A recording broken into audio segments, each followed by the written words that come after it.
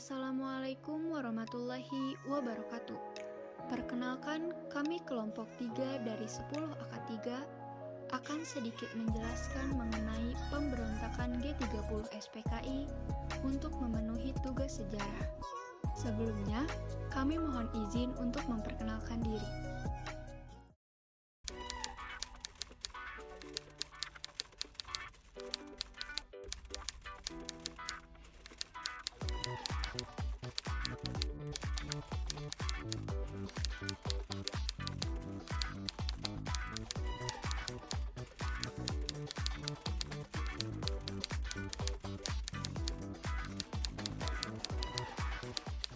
Apa itu G30 SPKI? G30 SPKI adalah singkatan dari Gerakan 30 September PKI. Peristiwa ini terjadi pada tanggal 30 September hingga 1 Oktober 1965 di Jakarta dan di Yogyakarta yang bertujuan untuk menggulingkan pemerintahan Presiden Soekarno dan mengubah Indonesia menjadi negara komunis. Gerakan ini dipimpin oleh D.N. Aidit yang saat itu merupakan ketua dari Partai Komunis Indonesia atau PKI. G30 SPKI salah satu peristiwa pemberontakan komunis yang terjadi pada bulan September sesudah beberapa tahun Indonesia merdeka. Peristiwa G30 SPKI terjadi di malam hari, tepatnya pada tanggal 30 September tahun 1965. Dalam sebuah kudeta, setidaknya ada 7 perwira tinggi militer yang terbunuh dalam peristiwa tersebut. Siapa yang dimaksud PKI? PKI adalah singkatan dari Partai Komunis Indonesia. Partai berlambang palu arit yang berlandaskan ideologi komunis dan Marxisme-Leninisme. Ideologi yang menentang agama dan menentang konsep ketuhanan yang Maha Esa dari sila pertama Pancasila, dasar negara Indonesia. Pendirinya adalah Henk Sneevliet, seorang komunis dan tokoh sosialis dari Belanda. Berdiri pada tanggal 4 Mei 1914 dengan nama Persatuan Sosial Demokrat Hindia Belanda. Pada Kongres ISDF di Semarang pada bulan Mei 1920, ISDF diubah menjadi Perserikatan Komunis di Hindia atau PKH dengan Samoen sebagai ketua partai. Kemudian pada tahun 1924 nama PKH diubah menjadi Partai Komunis Indonesia atau PKI.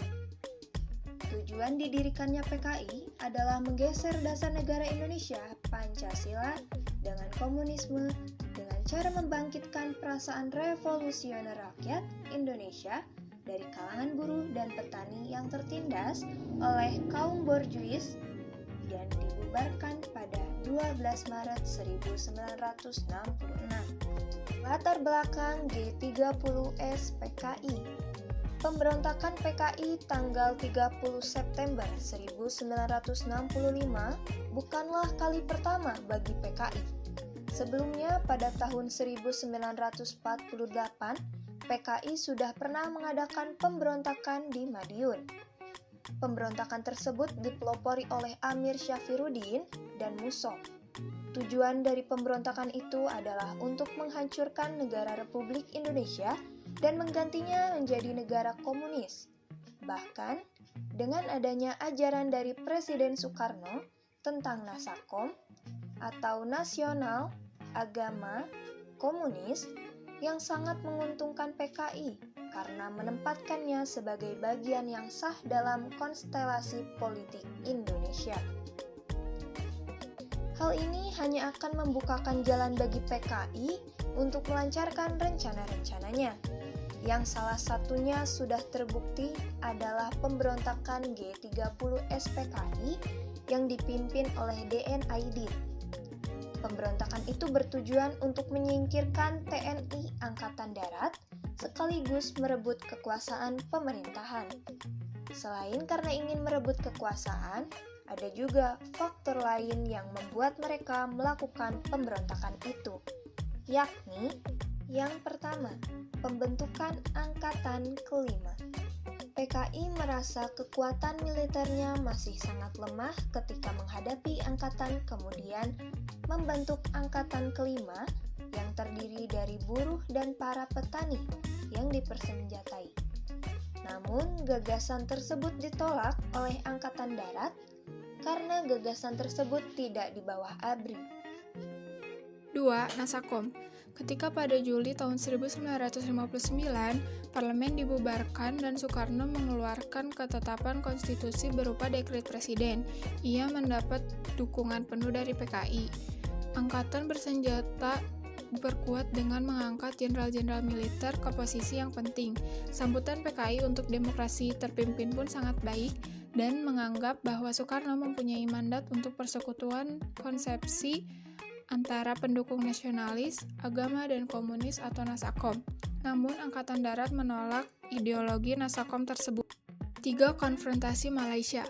Malaysia berencana melakukan Federasi Malaya atau Persekutuan Tanah Melayu yang didukung Inggris, namun ditentang oleh Presiden Soekarno yang merupakan Presiden Indonesia. Presiden Soekarno menentang rencana tersebut karena penggabungan tersebut akan menambah kontrol Inggris di kawasan Kalimantan yang masih berkeinginan untuk melakukan penjajahan di wilayah Nusantara, sehingga berpotensi membahayakan kemerdekaan Indonesia. Presiden Soekarno berang dan mengecam Malaysia sebagai boneka imperialis Inggris, dan perang pun terjadi. Pada saat itu, Angkatan Darat dalam posisi yang serba salah karena tidak yakin akan menang melawan Inggris. Namun di sisi lain mereka akan menghadapi kemurkaan Soekarno jika tidak berperang. Keraguan ini menghasilkan peperangan yang setengah hati di Kalimantan dan mengalami kegagalan. Kekecewaan Soekarno karena tidak didukung tentara membuatnya mencari dukungan kepada PKI yang memanfaatkan kesempatan tersebut untuk keuntungannya sendiri. 4. Pembantaian para perwira TNI. Pembunuhan para perwira Angkatan Darat adalah puncak dari latar belakang G30S PKI. Situasi politik Indonesia yang genting pada sekitar bulan September tahun 1965 memunculkan isu adanya Dewan Jenderal yang mengindikasikan ada beberapa petinggi Angkatan Darat yang tidak puas kepada Soekarno dan berniat untuk menggulingkan pemerintahannya. Inilah yang memicu peristiwa G30S PKI. Sejarah G30S PKI. Sebelum peristiwa G30S PKI terjadi, PKI sempat tercatat sebagai partai komunis terbesar di dunia. Hal ini didukung dengan adanya sejumlah partai komunis yang telah tersebar di Uni Soviet dan Tiongkok. Semenjak dilakukannya audit pada tahun 1965, setidaknya ada 3,5 juta pengguna aktif yang bernaung menjalankan program dalam partai ini. Itu pun belum termasuk dengan 3 juta jiwa yang menjadi kader dalam anggota Pergerakan Pemuda Komunis. Di sisi lain, PKI juga memiliki hak kontrol secara penuh terhadap pergerakan buruh. Kurang lebih ada 3,5 juta orang telah di bawah pengaruhnya. Belum sampai di situ, masih ada 9 juta anggota lagi yang terdiri dari pergerakan petani dan beberapa pergerakan lain. Misal pergerakan wanita, pergerakan sarjana, dan beberapa organisasi penulis yang apabila dijumlahkan bisa mencapai angka 20 juta anggota beserta pendukungnya. Masyarakat curiga dengan adanya pernyataan isu bahwa PKI adalah dalang di balik terjadinya peristiwa 30 September yang bermula dari kejadian di bulan Juli tahun 1959. Yang mana pada saat itu parlemen telah dibubarkan. Sementara Presiden Soekarno justru menetapkan bahwa konstitusi harus berada di bawah naungan dekret presiden. PKI berdiri di belakang dukungan penuh dekret Presiden Soekarno. Sistem demokrasi terpimpin yang diusung oleh Soekarno telah disambut dengan antusias oleh PKI. Karena dengan adanya sistem ini, diyakini oleh PKI mampu menciptakan suatu persekutuan konsepsi yang nasionalis, agamis, dan komunis dengan singkatan Nasakom. Pada tanggal 1 Oktober 1965 dini hari, pasukan G30S PKI mulai bergerak dari Lubang Buaya dan menyebar ke segenap penjuru Jakarta. PKI menduduki beberapa instalasi vital di ibu kota seperti Studio RRI, Pusat Telkom, dan lain-lain. Pasukan Pasopati berhasil melakukan penculikan dan pembunuhan terhadap para perwira TNI Angkatan Darat yang menjadi target operasi. Kemudian, 6 jenderal yang menjadi korban keganasan G30 SPKI, diantaranya adalah Letnan Jenderal Ahmad Yani sebagai Menteri Panglima Angkatan Darat atau Kepala Staf Komando Operasi Tertinggi. Kemudian kedua ada Maijen Haryono Mas Tirto Darmo sebagai Deputi Ketiga Menteri atau Panglima Angkatan Darat Bidang Perencanaan dan Pembinaan. Ketiga ada Maijen R. Suprapto sebagai Deputi Kedua Menteri atau Panglima Angkatan Darat Bidang Administrasi.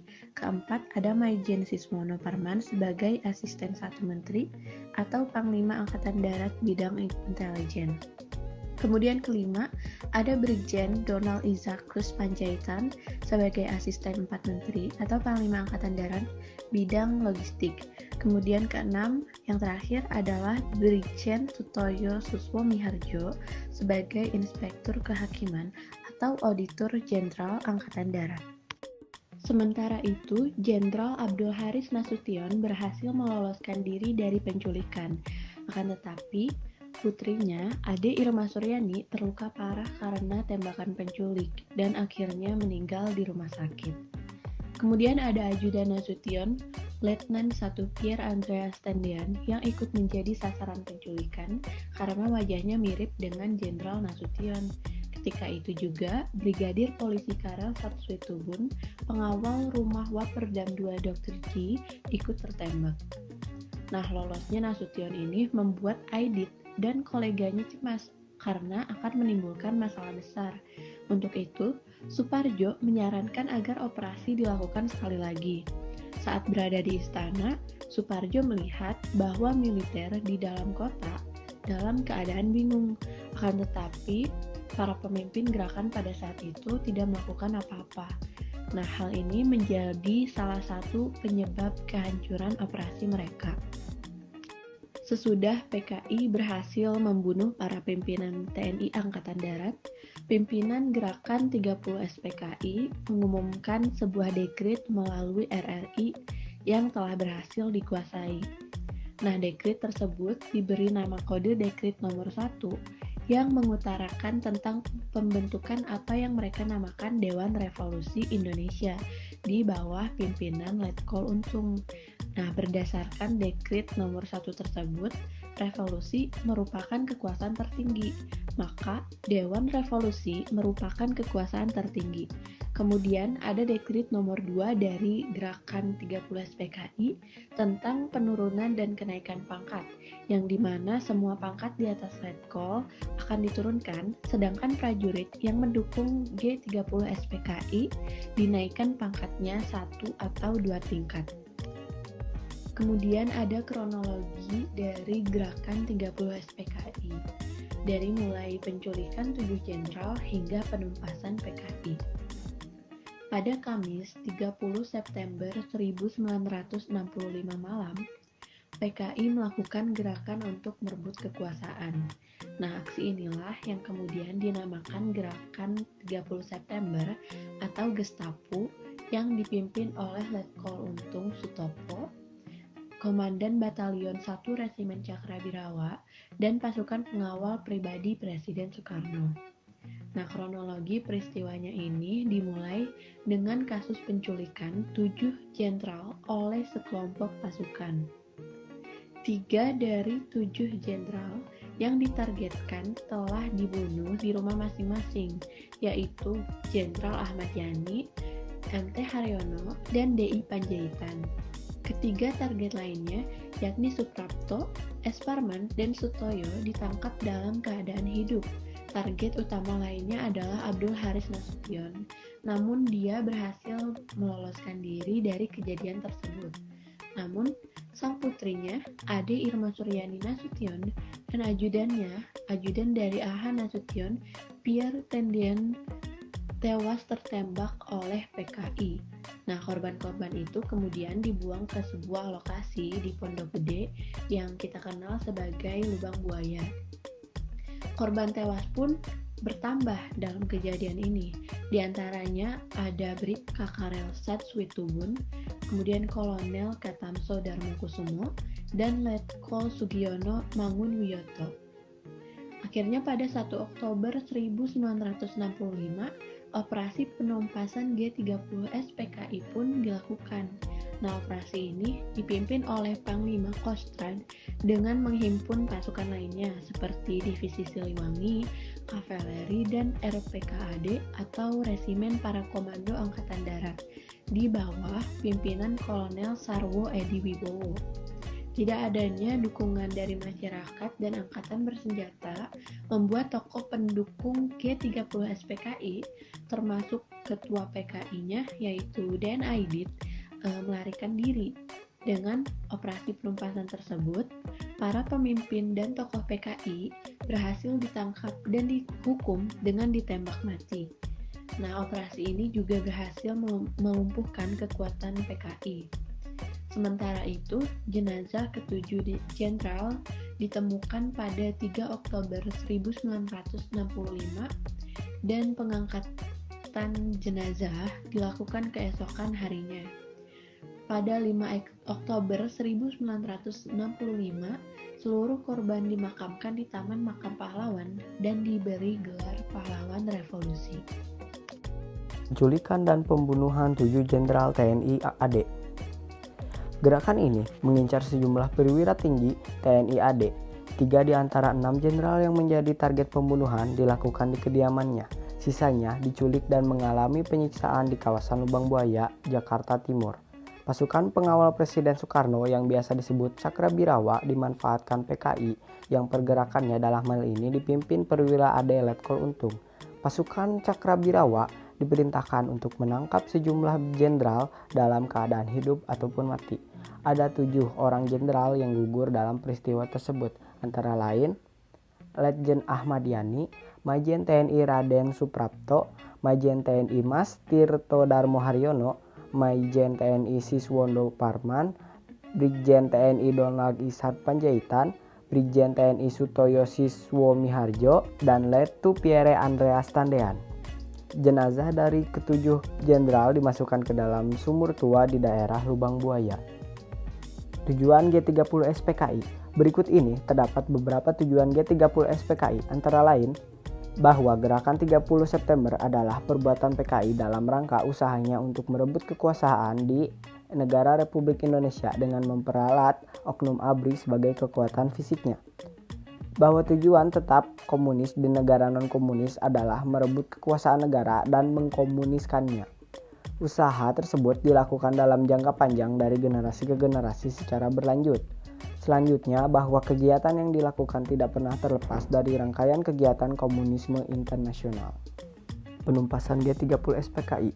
Berikut ini terdapat beberapa penumpasan G30 SPKI, antara lain menetralisasi pasukan yang berada di sekitar Medan Merdeka yang dimanfaatkan oleh kaum G30 SPKI. Operasi militer tentang penumpasan G30 SPKI mulai dilakukan sore hari.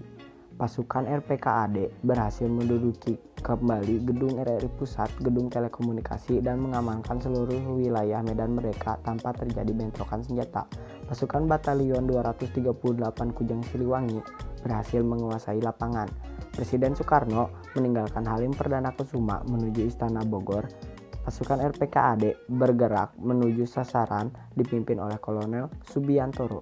Dalam gerakan pembersihan ke kampung-kampung di sekitar Lubang Buaya, Ajun Brigadir Polisi Sukitman yang sempat ditawan oleh regu penculik berhasil meloloskan diri.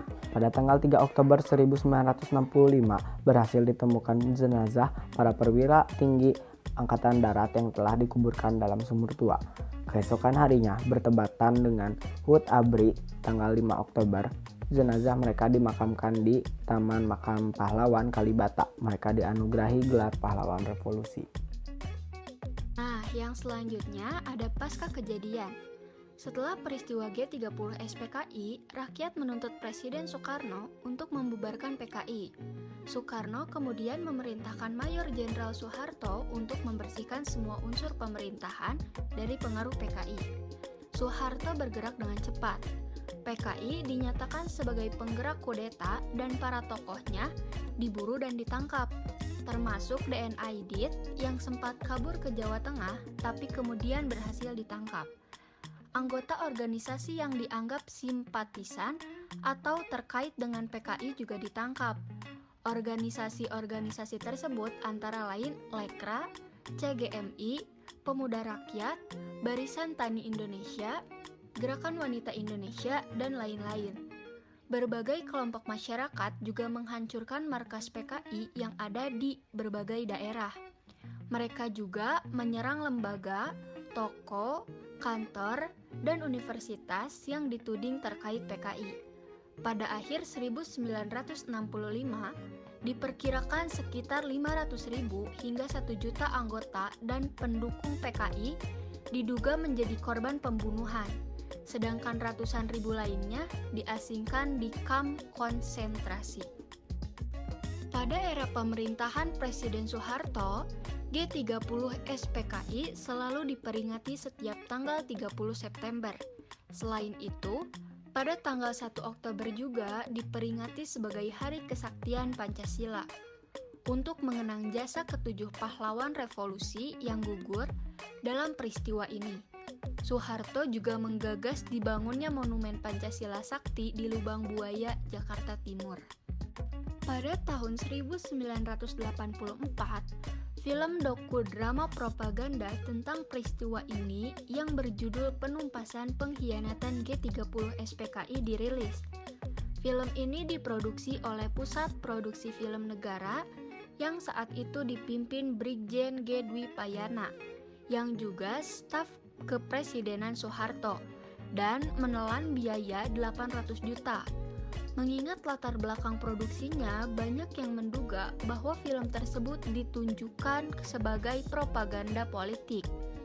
Apalagi di era Presiden Soeharto, film tersebut menjadi tontonan wajib anak sekolah yang selalu ditayangkan di TVRI pada tanggal 30 September malam.